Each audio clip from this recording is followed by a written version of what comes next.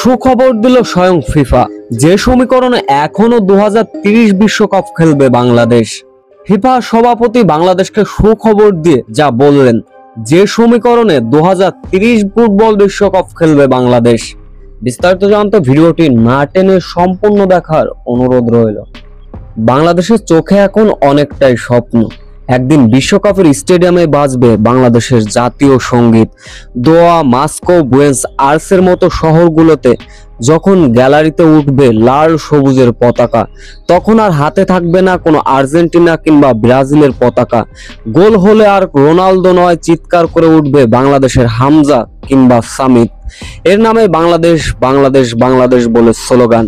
এটা শুনতে হয়তো স্বপ্ন হতে পারে, কিন্তু এখনো যে সমীকরণে 2030 বিশ্বকাপ খেলতে পারে বাংলাদেশ।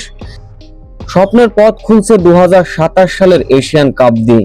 দীর্ঘ 22 বছর পর জামাল ভুঁইয়ারা সুযোগ পেয়েছেন এশিয়ান কাপ খেলার। বর্তমানে বাংলাদেশ এশিয়ান বিশ্বকাপের বাছাই পর্বে চূড়ান্ত রাউন্ডের লড়াই চলছে, যেখানে 24টি দল 6টা গ্রুপ বিভক্ত হয়ে প্রতিযোগিতা করছে। প্রতিটি গ্রুপেই চ্যাম্পিয়ন দল সরাসরি মূল পর্বের আসরে খেলবে। বাংলাদেশের রয়েছে গ্রুপ সিতে। প্রতিনিধি দলগুলো হলো ভারত, হংকং ও সিঙ্গাপুর। প্রথম ম্যাচে ভারতের বিপক্ষে ড্র, যার ফলে 1 পয়েন্ট।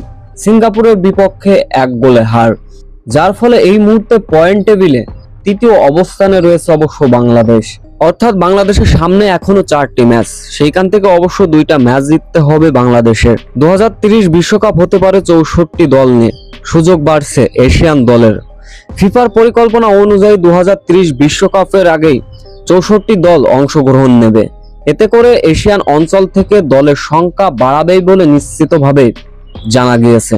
সেখানে সেই সুযোগ অবশ্য কাজে লাগাতে পারবে কি বাংলাদেশ? 4টি ম্যাচের ভিতর কি আর 2টা জয় পাবে বাংলাদেশ? তাহলে 2030 বিশ্বকাপ খেলবে বাংলাদেশ।